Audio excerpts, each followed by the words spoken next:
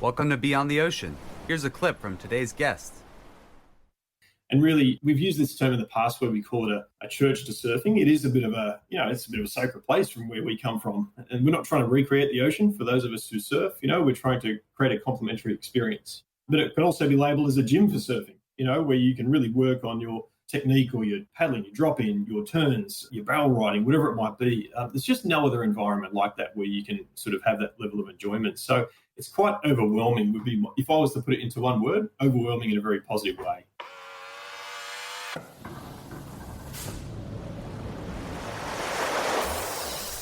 Caught my first tube this morning. Sir. Welcome to Beyond the Ocean, the podcast exploring surf parks and the impact of technology on the future of surfing. We speak with technology leaders, investors, operators, and surfing legends to explore this exciting new movement. I'm your host, Chris Kluesener.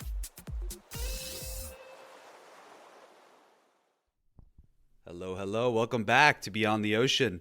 We're joined today by Damon Tudor. Damon is the CEO of URBNSURF, which was rated in the 2021 Surf Park Awards as the most desirable surf park anywhere on the planet. How exciting is that?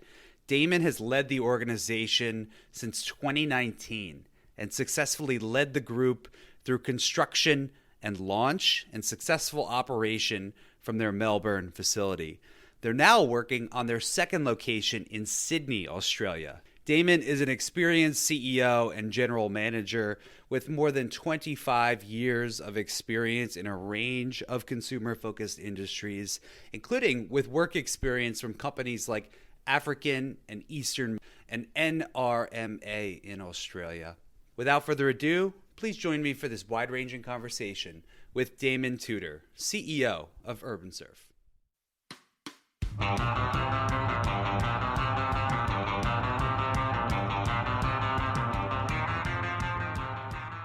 Thank you, Damon, for agreeing to come on the show. Great to be here, Chris. If you could give us a little bit about your background and what you do, that would be great. My name is Damon Tudor. I'm the CEO of URBNSURF, Australia's first surf park developer. A little bit about me and my background. It's a little bit lengthy, but my origins are that I actually grew up in Sydney in the western suburbs. Learned to surf through my father taking me to Narrabeen on weekends when he was working at his second job. That's sort of my origins, I guess, of where it all began. My original career aspirations actually were I wanted to join the Air Force, be a fighter pilot. And that was something I was very passionate about as a young fellow. I grew a little bit too tall to fit into a cockpit. Being 6'7" doesn't really allow for any type of fit into a fighter cockpit, but it was always something I wanted to do. So I was a little bit devastated when I grew a few inches beyond the point as a teenager. I spent a few years working in hospitality, doing a bit of traveling, and kind of found my passion for business and marketing and things like that. And that's really where my origins were from a career perspective. I spent a number of years working in FMCG, in fast-moving consumer goods, everything from tobacco to alcohol to, anything to do with consumer goods and services that I really enjoyed. And one of my first change roles was actually in an insurance company in Australia called NRMA, where this was going back 20 years ago, where the role was really about turning the business around. We went through a pretty considerable change exercise, and that was where I got a bit of passion for really challenging tasks where, there was a business in distress or in a bit of trouble, and that sort of triggered something I really enjoyed, which is doing turnarounds and things like that. So I then got approached after that role to move over to the Middle East, and I worked in Dubai as part of a property development company, actually, for a short period. Then we were hit by the global economic crisis. That caused a bit of mayhem, particularly in the Middle East, as around the world. And then, I finished up with that and actually ended up working with an alcohol distributor over there called African and Eastern, which is owned by Anheuser-Busch, ABI, as we know it, basically the world's biggest brewer. Amazing experience. That was sort of 10 years of my life. Had both my kids overseas. And then eventually we made the call that we wanted to come home to Australia, make sure the kids had their roots back home.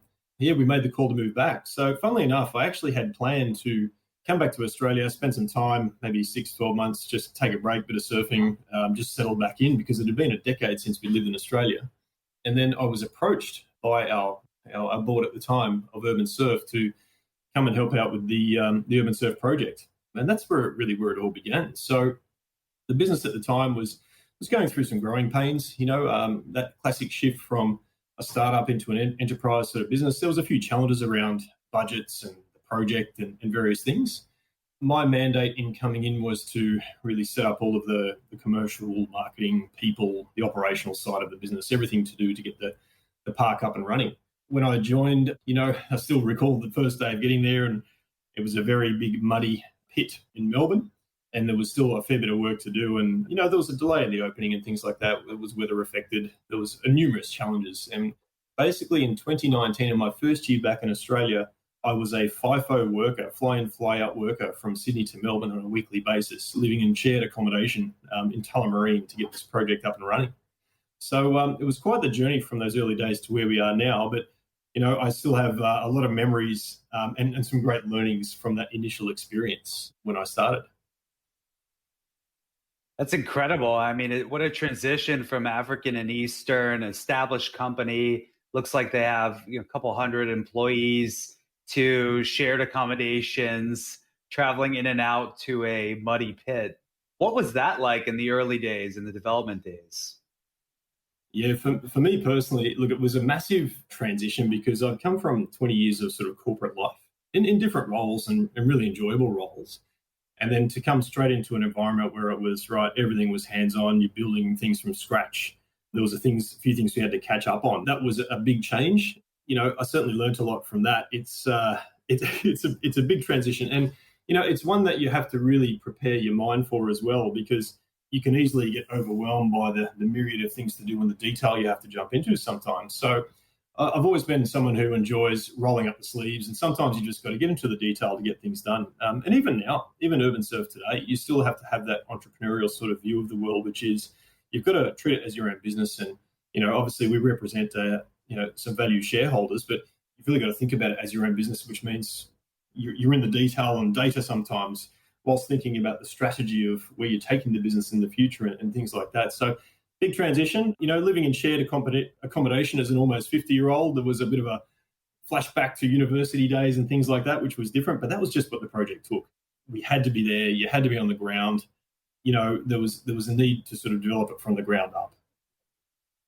Did you think of surf parks initially and Urban Surf as an opportunity, as a real estate opportunity? Was this more of a, hey, I love surfing and I want to connect with the industry? How did you think about surfing? Because it's evolved quite a bit and it's becoming really something bigger than I think many of us assume the industry to be. So how did you think about approaching this opportunity in terms of what problem you were going to solve?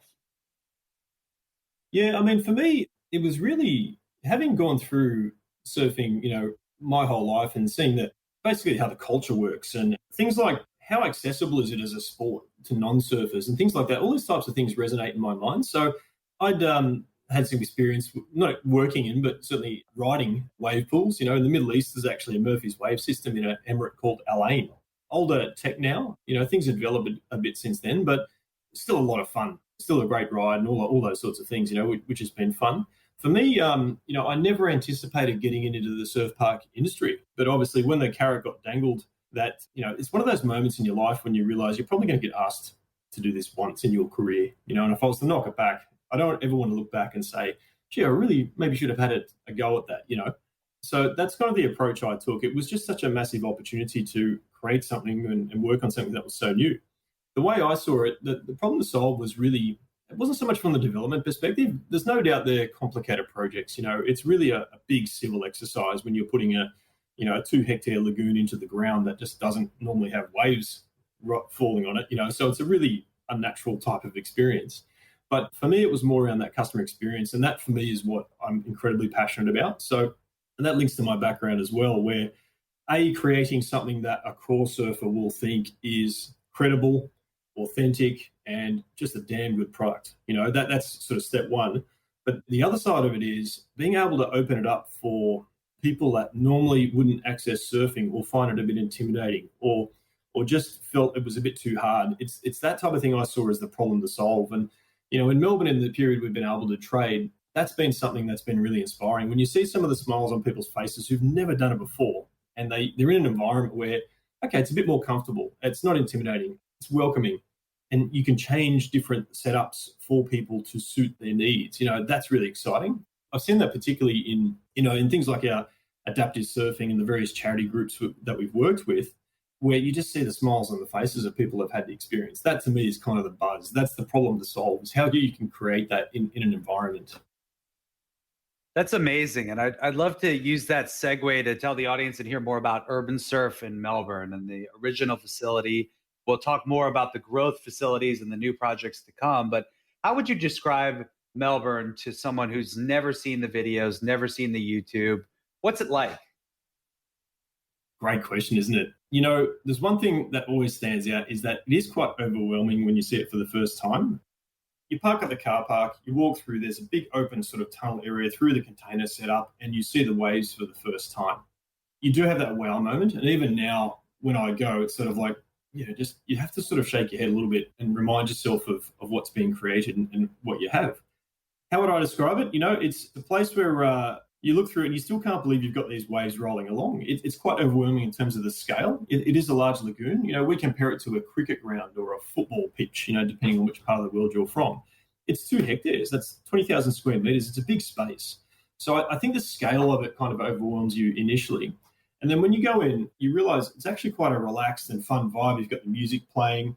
You've got the staff who walking around having conversations with guests, asking how the day is, talking about the waves, the session, what they're looking forward to. It's like a very chilled out surf experience, as if you're with your mates on the coast, going in for your session. And even more so, what you find is that, certainly where I live, I live in Narrabeen, it can be quite a competitive break and lots of activity, and it has that reputation. But the wave pool's different in that you're not competing for a wave. You're waiting your turn. You're going to get at least a dozen waves in that hour session that you're in. And you find that the guests that we have, depending on the session type, are very relaxed about, all right, well, if you're in a cruiser session, everyone knows they're improving. So people are quite relaxed about, no, have another turn. You missed that wave, go for the next one. And that environment is a lot of fun. You do have that surf pool pressure component where you're right there with a group of mates in a session, or someone's on the wall a couple of meters away and they're watching you. So if you kook it, you're going to get heckled a little bit. So there's that sort of fun element as well. But at the same time, it's a great training ground, So for me, it just fulfills so many of these elements that of the fun, the smiles, the goofball sort of that we all have in us to have a bit of fun with surfing. And really, we've used this term in the past where we call it a church to surfing. It is a bit of it's a bit of a sacred place from where we come from. And we're not trying to recreate the ocean for those of us who surf. We're trying to create a complementary experience. But it can also be labelled as a gym for surfing, where you can really work on your technique or your paddling, your drop in, your turns, your barrel riding, whatever it might be. There's just no other environment like that where you can sort of have that level of enjoyment. So it's quite overwhelming would be, if I was to put it into one word, overwhelming in a very positive way. That's awesome. I can't help but think about the gym subcultures that form. You compare it to a gym and you'll have like the really big people, the people that like lift heavy, and then the aerobic folks and the newcomers and the intro to yoga class. So you have all these subcultures that form. What's it been like in Melbourne with the subcultures forming? Are you getting like locals or do you have regulars? Like, how does that come together in terms of consumers that come back and for what purpose? Yeah, so there's definitely some subcultures there. We have a very passionate and loyal group of members that come with us. There's a couple of social media groups that have formed up. There's a URBNSURF Melbourne, and we actually value hearing the feedback from those guys because they'll tell it to you straight, and that's a very surf culture type of thing to do. You'll find out pretty quickly whether someone doesn't like something, and that's great. You can just get the information and change and adapt quickly. So you definitely got those regular members. I've got some members that I've had personal interactions with that I speak to, and they're just thrilled about having this. And I remember one member talking about a members night we had a few months back, and he was saying, I just had this long hiatus from surfing and getting back into it through this sort of experience because it's easy, it's convenient, it allows a bit more time in the day, has been like an epiphany for it. It's just changed his outlook, and that's fantastic to hear that sort of feedback. So you've definitely got that sort of core culture, and you've got, there's some really good surfers amongst this crew. You've got some very experienced guys, and they just love it, and they're able to work on specific things. you've got the guys from the guys and the girls, I should say, from, the coast that will travel up to Tullamarine. We have a good loyal Torquay sort of and bay-based crowd that comes up, which is fantastic. And that's actually really important to us because we do want to be part of the surfing culture. We want to be part of board riders and grassroots and all these types of things. That authenticity is just so crucial. But then you've also got the crowd that might have come for a first time to try it or never surfed before or done a lesson, and they're emerging growth potential in that they're transitioning through the stages. We have a progressive lesson program where you might start in the bays with the whitewater, just like at the beach normally, but you might then progress as you get better through your cruiser session, intermediate, and there's quite a few people now coming through that because you've got this concentrated environment where you can learn and progress really quickly compared to the ocean. And so there's really an emerging sort of crowd that we're seeing come through. We're happy that we've got a good female participation. It's about 25% at the moment. There's definitely room to improve on that, which is great. And we've promoted that too because we're trying to create this environment where it's a comfortable space for anyone to come in and try it. And also the other exciting part is, the grommets, seeing the kids come through, big focus on school groups. And, some of these kids are just absolute shredders. It's fantastic to watch. And the rate of progression that we're seeing just on that consistent sort of wave experience has been phenomenal. Yeah, so the beauty of it is you don't have one subculture. You've got such a range and such a diverse range as well, that's the really exciting part because everyone experiences it their own way. That's amazing and so cool to hear about. How does that work? You mentioned consumers and certain consumers coming back again and again. How do you approach loyalty or consumer relationship management so folks can come back and fit into the same session or have the same locker? I'm sure those little things add up to overall an experience where you feel welcome or like you're a guest. How does URBNSURF approach making people feel welcome? Yeah, a big part of it's certainly in the team we have. That's number one for me. You can't have good customer experience without good employee experience. Obviously we'll talk about COVID later, but that's been really challenging because people have gone through a lot with regard to the pandemic and everything like that. But first and foremost, it's about the team selection. If we don't have the right team in place that can engage, be excited, and be passionate about what they're delivering, you're never going to have that customer experience. That's absolutely step one. A lot of our staff have personal relationships and connections. And when I go to visit, because I'm based in Sydney, so it's a visit to Melbourne now as opposed to what I was doing in 2019. When I walk into the doors, I just see that friendly interaction between the team and our members and our guests. People know each other. There's just that local crowd almost, which is great. So that's an important thing.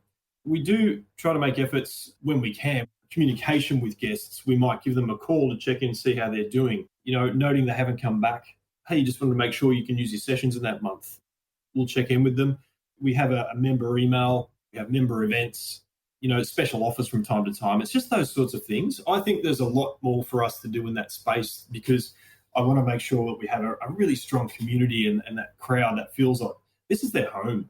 For our members and those guests that come more than once, we want them to feel like, this is like, that's URBNSURF, let's pop down there and have another session, have a bit of fun, grab a drink, whatever it might be. We're trying to create almost a second home, for surfing for everyone. And that's really the aim of, I guess, what we want to achieve in the future.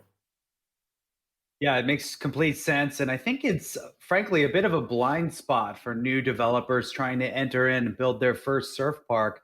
There's so much focus on digging the hole, putting the concrete in the ground, making the wave, but you forget that it's actually the work begins once the wave starts operating. And creating a surf community is not easy to do, but you guys are doing it and you're growing. And wow, I'd love to transition and talk more about some of the new projects. Yeah, so Sydney's really exciting. It's one we've worked on for a while. We did get delayed because of the COVID situation last year. We had actually intended it to be probably a year ahead. But when the first sort of shutdown happened in Australia, which was back in March last year, it did have an impact in terms of, okay, let's be sensible about this and where we're going to take the business forward. We'd only just opened Melbourne. There was so many learnings. And because of some of the cost overruns from, that I got brought in to resolve, obviously we had to stabilize that business and get it right. That was step number one. Before we get too lofty in our ambitions, let's just get the basics under control. And that's what we aim to do. So Sydney was always the next key item on the list.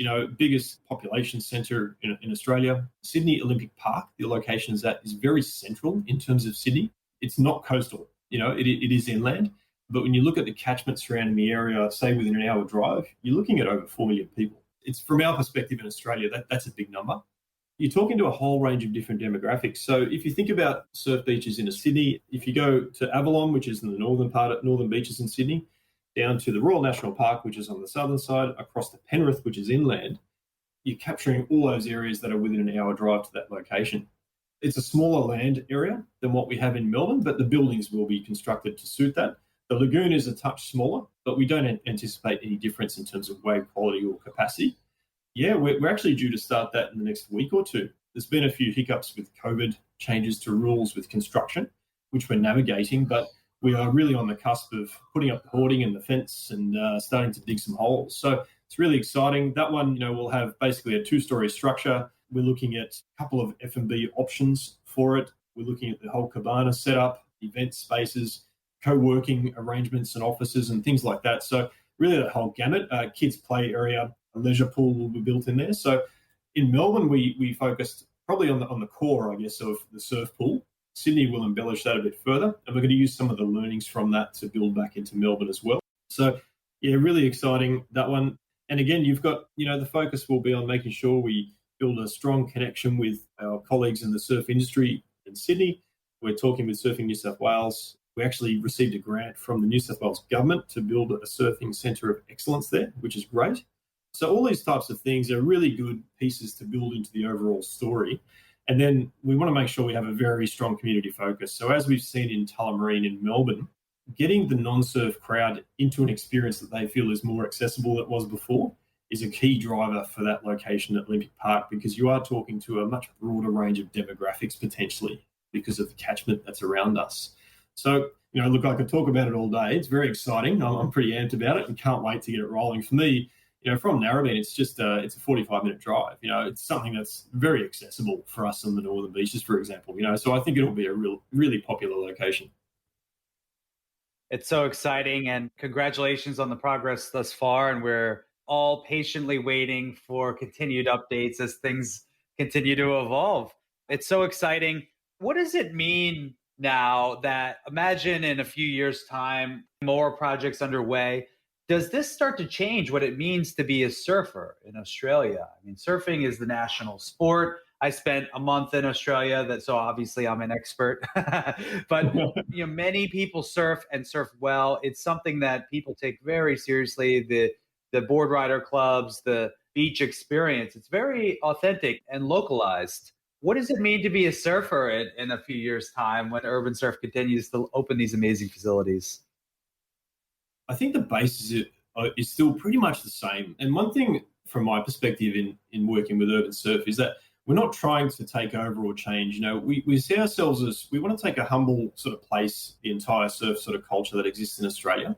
There's no desire to sort of transform the world. It's about creating new experiences, different ways of surfing more, making it accessible to that non-surf sort of market. That to me is really what the core is about. And I think there'll be change and development in the industry as we go. We see it in our conversations with our surf industry partners where we're talking more and more about, oh, wow, okay, well, we've got to think about a wetsuit and how it might behave in the chlorinated water of a wave pool. We've got to think about different board shapes and how can we play with different fin settings, whatever it might be from a wave pool perspective to get the most amazing experience out of it. So those conversations are really exciting because it feels like we've been able to contribute to what is probably been seen as a fairly mature sort of industry in Australia into, wow, this is an exciting next step, but we never want to lose where we came from, and that's really important. I grew up in the ocean surfing, and that's my deep, deep passion. When I take my son out for a session before school in mornings, I just love being, we just go to Warriewood, for example, up the road from where I am, love the cliffs on each side, waiting for the waves to roll in. That experience can never be taken away. I think all we want to do is create an additional value add sort of to add to that, to say, well, there's also that you can do as well. You can work on specific training or skills that you can take back to the ocean, So that's kind of what I think where we want to take it. I think we will see most likely a generation of surfers come through that origins are wave pools, which will be really interesting, right? So translating that then to the ocean, I think we're going to see, the quality of surfing improve. There's no question. But does that change fundamentally how people will enjoy the sport? I don't think so. I think once you've had the taste of the wave pool, you naturally sort of want to gravitate to the ocean because that's a great experience. But I think they can coexist really well. To completely agree. It's exciting to hear about the progression related to the gear. I mean, it's more than gear. I mean, surfboards, wetsuits, they've made huge leaps in the last 10, 15 years, but sort of plateaued generally in performance. And so that's exciting. Is there anything you can share about how you might work with surfboard manufacturers, fin companies, even wetsuit companies? What do some of those experiments look like? The COVID's probably, because we've been closed, hard to believe we've been closed 6 times in Melbourne, would you believe, since we opened the place. There's definitely those conversations. I would love our industry partners, and I've said this to them openly, to treat urban surf like a blank canvas. Guys, get in there. They've been in the industry a long time. They're tied deep into the culture, and we want them to be part of that and help us sort of make sure we're fitting in the right way. So the conversations we've been having, with shapers, and we make sure we have a good focus, not only on the larger shapers, but also your local shapers. It is about supporting that broader surf community. We've learned a lot about the boards. There was a view at the beginning that low volume boards would be the right sort of solution, but what we're progressively finding is that it's probably a bit more volume. You've got to think about how the rocker behaves. All these types of things in a wave pool is a little bit different. Definitely on the fin settings. You've never had a lab environment like this one where you can test fins like you would anywhere. So there's things like that are developing, and I think we're going to see in time, we'll actually see specifically tailored solutions for the wave pools, particularly as they become more prominent, right? When you've got one, it's like, well, it's a bit of a novelty. When you're creating more, there's definitely the opportunity to create tailored solutions for that. Take the conversations with Rip Curl we have, for example. How is a wetsuit that's really, an important investment for a surfer in cooler water? How does the stitching behave in chlorinated water over time? And things like that. So these are all the sort of the tests we're doing, and we're keeping an eye on that. And obviously using the wetsuits in our hire store as a case study, you see the frequency of use, how they're surviving. You just don't get that sort of intel from your regular surfer on the coast. It is quite different in that sort of concentrated fashion, so there's huge value in that way. Just transitioning a bit into what you've seen in terms of operational success. And I know it's been a challenging 2 years, opening and closing 6 times, I think you said. But when you are open and when you are operating, I think many people, many operators around the world look to URBNSURF as really the pioneer in how to run a really amazing surf park. And so if you were to share some lessons learned or some best practices for operators that you've learned from Melbourne and what you might apply to Sydney in the future, what might some of those things be? Yeah, it's a great question. And overall, for me, it's that attention to detail. Let's think about the business we're in. It's a leisure/sports sort of activity. Surfing inherently is probably considered a dangerous sport. When you throw people into a lagoon, there's some real safety considerations you have to put in there. So for me, and look, I can be a little bit detailed with my thinking on these types of things, but certainly coming into prior to opening the park, I was very focused on that attention to detail of not only the experience of, when you hear about URBNSURF and your progression of interaction with us from there, but more about, all right, what happens when you arrive? You've got your board, you're about to get into the water. So those safety aspects are absolutely crucial. That's probably the biggest sort of piece I can advise from an operational perspective for anyone to make sure they're across. We're fortunate in Australia that rules around aquatic facility management, various operations that are comparable to us, they're quite strict. Things around water quality, quite strict, and I think that's a positive thing because you have to comply with these things and you have to make sure you're aligned. So the baseline is already there. Add to that, we're really fortunate in that, a number of the team come from a strong background where those considerations are really important. We deliberately hired staff that think in that way, and you can't ever take that lightly. And that's a real responsibility from a business's point of view. So everything from the lifeguards, how they're trained, rescue times if someone's in trouble, identifying a fall or a hazard or a trip or the wave behaviour, all of these things were really key learnings. When we built Melbourne, where the wave finished or rolled or peaked, all of these things were key learnings we had to have. We threw some crash test dummies over waves to see where they ended up. Did they hit the bottom? We had our experienced staff in the water to test things out and see how it went. Where do the currents flow? Like, you can't compromise on that attention to detail with the operational side. So I think that's probably the absolute number one thing from my perspective. At the same time, surfing and the sort of the lifeguard or the clubby culture, as we call it in Australia, sometimes don't interact. So another one is about how you find that fine balance between looking after that core surfer and with the experience they want to have, whilst providing this very safe environment. Because we are a private facility, right? You're paying money to come in. It's not like going to the beach in a public place. So we have a tremendous responsibility to make sure we're looking after our guests in that way. And that's really important, And as an industry, this is important for surf parks as well, because if there is an incident where someone is hurt or something happens, it will affect us all, So I take that very seriously in that I don't think it's not perfect and it will never be perfect. And if we ever think it is, we're being complacent and that's the wrong approach. But I think there's definitely a forum for us all to work together to improve the safety element, the experience, all those sorts of things, because it's just going to be good for the industry, regardless of which country you're in, regardless of the competitive environment. So that for me is probably first and foremost the biggest piece of that sort of success. We've dedicated a good chunk of the upcoming Surf Park Summit on that exact topic, and I wholeheartedly am in support of safety conversations. A little more tactically, though, can you share a little bit just what does your team look like in terms of the safety side of the house? Are there folks dedicated to just the operational safety component? Is it part of the overall general manager's responsibility? How do you delegate safety within the team on site? Yeah, absolutely. So one of our 5 values is safety, so it's sort of inherent in the culture we're trying to develop. And look, we're a young company, right? So some of these areas are still up and coming. In the Melbourne Park itself, you have a general manager. They have a team that works beneath them. So you have a customer experience manager. You've got someone who looks after sales and events. You've got an operations manager and a facilities manager. And then there's the HR support and things like that we have just as a normal business would. The GM of the park is certainly the focal point for the park around safety. There's definitely KPIs around that. Then there's the operations manager that works for the GM. So he is actually the closest one to the safety, the lifeguarding, and actually covers things like the surf academy, the lessons as well, which is relevant for that. So all staff that work in the park are trained from a pool lifeguard training perspective.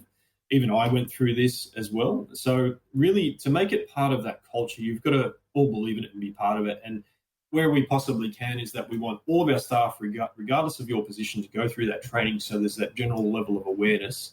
And we take the approach of call it out if there's an issue or you see something. It's that classic sort of behavior. There's actually behavior needs to be the point where you see something that might be an issue or a challenge or a risk, call it out, let's address it, and that's really fundamental to what we do. We also use, basic reporting systems through tablets, the phone. Whenever there's an incident or someone hurts themselves or even a close call, it gets reported, gets recorded. We look at it, we track it, what's the corrective behaviour? And that's been a key learning as we've opened the park. When we first built URBNSURF in Melbourne, you didn't really see, until you had all your customers coming in, there were some things that we had to learn along the way. You try to identify as much as you can as a team, but you're quite close to the business. Nothing beats that customer feedback because they're coming in with the fresh eyes. So it's a combination of those key roles, having targets and a culture that backs up that whole process, but then making sure you've got the system in place to make it on an ongoing basis. And we refresh that constantly. And we actually have a risk committee that we work directly to the board with to make sure that they're across the processes. We're taking the improvements. We do audits. We do third-party audits. The insurers come in. So it's quite rigorous. And that's definitely an approach that's very important from my perspective. That's amazing. Thanks for all that detail. And I think that's going to be very valuable for some of our other operators, including in the US, to hear that it's not by accident. You spend a lot of time and effort to get that right. But just to recap, you talked about optimizing the workflows. You talked about training and team. You talked about goal setting related to safety. So that's impressive. And I hope more can learn from your best practices and continue to implement that. Specifically on the team side of things, I wanted to bring that back up. You brought up the 5 values. Could you share more about the 5 values and what impact that has on the team? Yeah, absolutely. So 5 values, we've got customer stoke. I think that sort of speaks for itself. This is the smiles on the faces of people either entering the park, in the water, out of the water, and everything that goes with that. It's about creating that broad experience, and that's an incredibly important one. Obviously, we want to welcome guests of all types and just create that stoke, whoever you are. That's key. Safety's the big one, and I think I've talked about that, taking responsibility for not only our own, but our guests' well-being. And that's across a whole level, so whether it be in the park itself, whether it be the work environment we're in, or the culture we sort of create from a safe perspective is really crucial.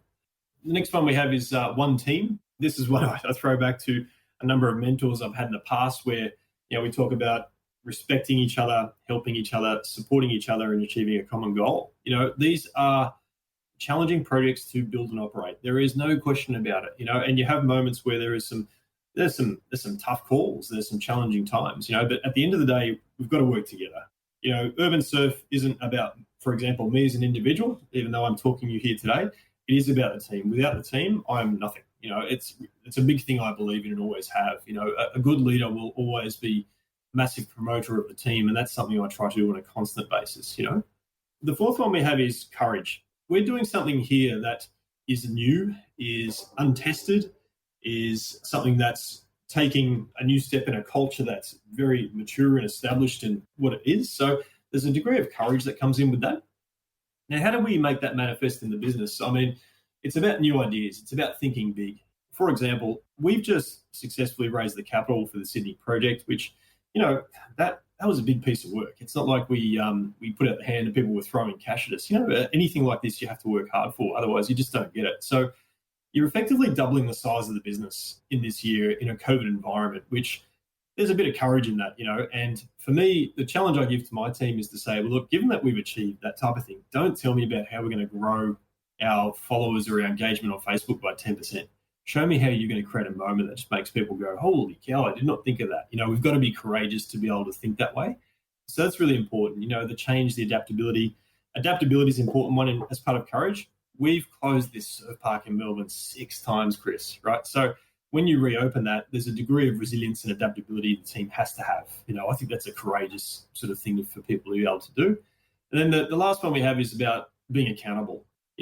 When we say something, we want to make sure we do it. We want to make sure we do it well. We are open about putting the hand up and saying, you know what, okay, might not have got that right, but let's make sure we get it right going forward. And that's just any good learning culture, I think, that we have to have that sort of thinking in place. And that particularly is important for things like safety. If we don't hold ourselves accountable, how are we going to make that happen on the ground for the customer? It just doesn't happen. So those 5 things sort of encapsulate the essence of where we're trying to take the business to. I think we've made some great inroads. We've hired some incredibly talented people, and there's some great personalities on the team. As we develop and we mature as a business, it's about making that as just the way we do things around here. And values just become something that's inherent in our DNA. That's amazing. And I'll go out on a limb and say that's the most mature HR and cultural policy of anyone in surf parks on a global level. So, I mean, really, really strong. And I'm stoked. Got me fired up from that. That's awesome. No, that's great. And that's important too. If I can't express it to you and you walk away thinking, oh, yeah, I kind of get it, then the values aren't right, and that's something that's really important as well. Yeah, that's amazing. And thank you so much for taking the time for today. I know you've got about 1 million things to do. So I'll wrap up with a final question, which is looking towards the future. And specifically, what's got you most excited, let's say in the next 5 years? For us, Chris, I mean, look, we certainly have ambitions of a few locations. We've had some great conversations with different developers as well that would like us to get involved in their projects on different levels. That to me is really exciting. So what I'm seeing is going from this sort of one park, we went through the wars, we picked up a few scars along the way, but some great learnings, is that we're now in a place where we're having conversations with a broader community that is the surf park industry about what that looks like. So I'd love to be in a place where we have 3-4 surf parks or we're operating parks, because we want to apply that customer experience that we've learned and are passionate about to other locations, whether it be our own developed sites or someone else's developed site, so that's particularly important. But I think, taking that 5-year view, I think if we're working together and collaborating and continuing to improve the dialogue, just like through our conversations like this, the surf park industry is a really crazy, fun, new, scary space to be part of, So that to me is what's really exciting, because whilst I have my days where I go, oh my gosh, that is scary, I'm also super excited by that, So I think it's a combination of those elements that will keep people like us sort of inspired to say, all right, what are we doing next, and what's the next challenge? Let's go, and staying pumped about it the whole time. I love it. Living the values right then and there. So exciting. So Well, thank you so much for taking the time for this. I know all of our listeners are going to really appreciate it. Where can they come to learn more about Urban Surf and the upcoming projects? Yeah, we've definitely got our website, so urbansurf.com.au. We're on Facebook and the social media. We post on things like LinkedIn as well. That those business relationships, that type of connection is important to us. Other than that, hopefully we can just get people to come and visit, and then we can personally tell people about it. But that might be a little bit of time away. But I think that's a key thing. And look, I'm certainly open to having conversations. It doesn't matter what your position is. You should never be in a place where you can't talk to interested people or guests about what you're trying to deliver. That really is an important thing to still be able to do regardless. Well, very exciting. We'll have folks check out the Instagram, a link to everything we talked about, and the website in our show notes. And again, just want to say thank you for taking the time to chat today, and onwards. Yes. Thank you. Thanks, Chris. Great to catch up, mate. Hey everyone, here's Chris again. Thanks for tuning in to today's episode. For those of you who want more information on surf parks and the topics covered in these episodes, Surf Park Central's Insider membership might be for you. Insiders are people serious about surf parks and the organizations they represent. You can join Insiders for a monthly membership fee and rewatch all the surf park summits that have ever happened. You can get transcripts, access to research reports and white papers, even see webinars with special guests like those who visit us on this podcast. So check out surfparkcentral.com/insiders to learn more about this exclusive professional community for surf parks. Check it out, surfparkcentral.com.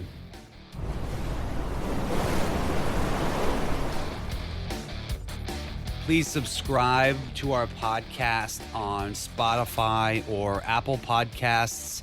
Do leave us a review if you like what you hear. It really helps us to get the word out, get featured, and get more people to listen in.